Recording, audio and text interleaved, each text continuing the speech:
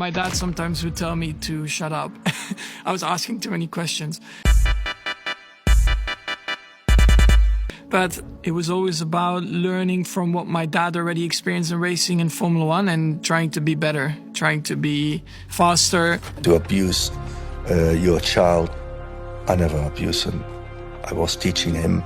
My dad never said I was going to be a champion. He was always the opposite. He would tell me I was going to be a truck driver or like a bus driver. Really? Yeah, because he was always, in a good way, I think, you know, putting the, like pressure, but making me realize that what I was doing at the time was not enough.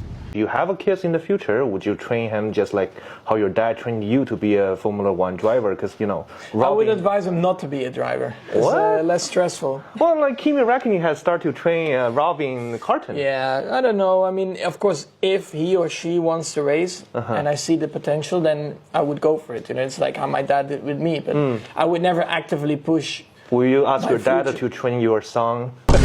Can we discuss Sao Paulo, please? Which was just probably the most insane race I've seen. A lot went through my mind because, of course, I was very upset with qualifying.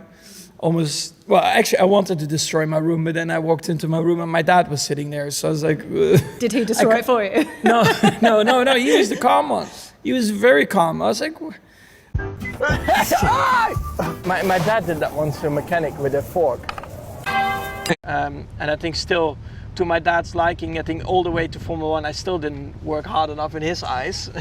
A simple start-finish, win, or becoming second after a fight of 50 laps? No, second is terrible, so winning. It's the first loser, so that's not... Okay, that's obvious. I'm not second today then. First loser. My dad always told me first loser triggered me, you know, it's not nice. He got me on the straight because it was a very long straight, so it was a lot about slipstreaming. So he got me, and then I decided that I wanted to overtake him back straight away because I wanted to be in the lead. And yeah, it was a bit stupid and unnecessary. So I crashed. I was, of course, upset, but my dad was really, really upset and disappointed in me, of course. So he, of course, broke down like the tent, everything he threw in the van. I had to pick up the go-kart with a friend of mine on the track after the race because my dad said I had to do it myself. So we managed to do all of that. Of course, my dad being very angry. So we then sat in the van, of course, on our way back home. But I wanted to talk to my dad about what happened.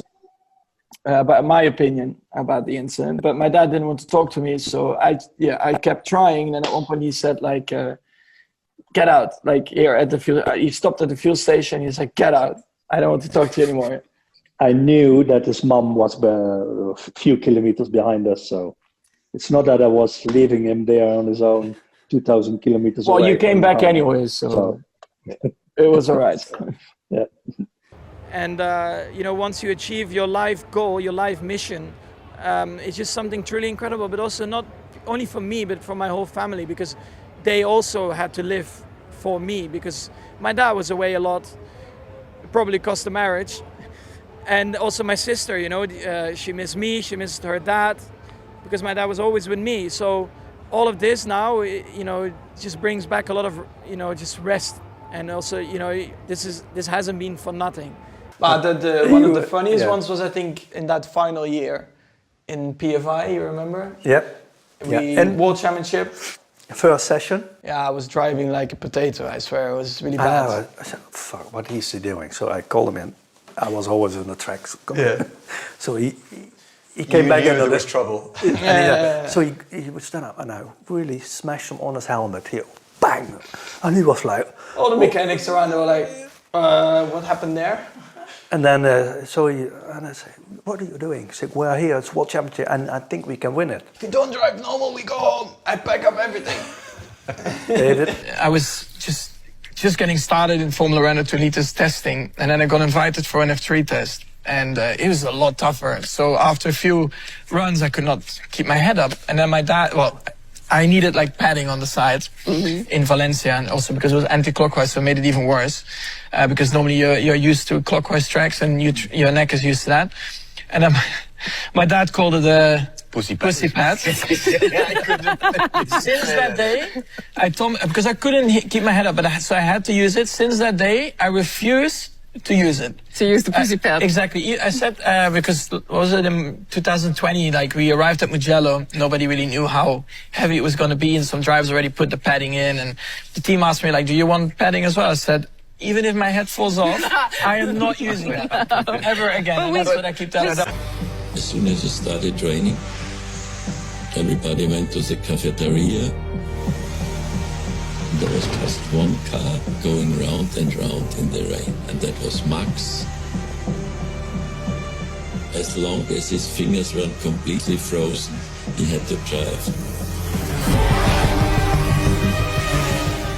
That's what my dad said, you know, come on, toughen up a bit. You have to bite through it. If you're cold, put your fingers on the exhaust, you know, like before the glass started melting. And then go out again.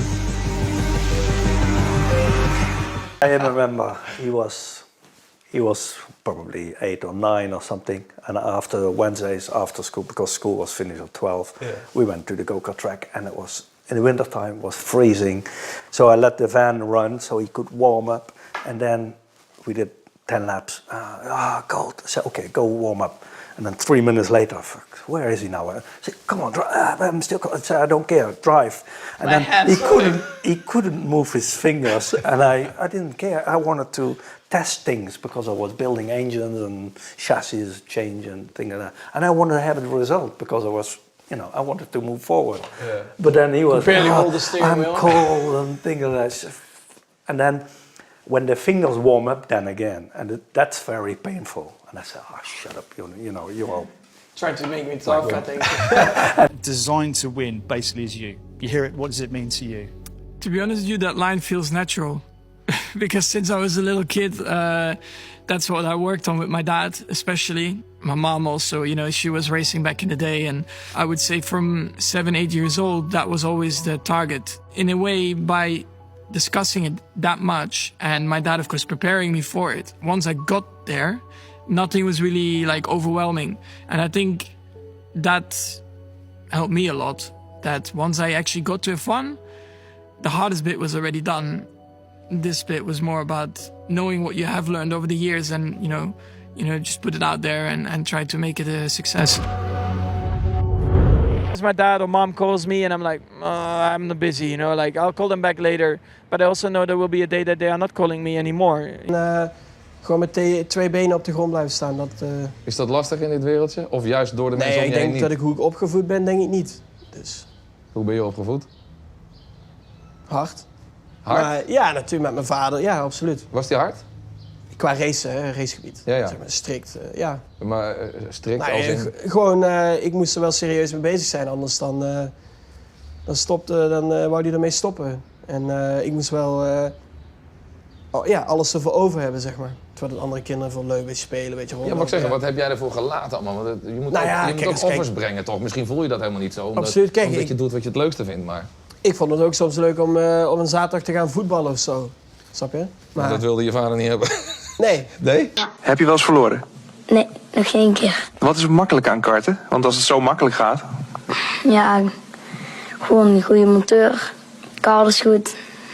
En dan ik ook. Wie is je monteur? Papa.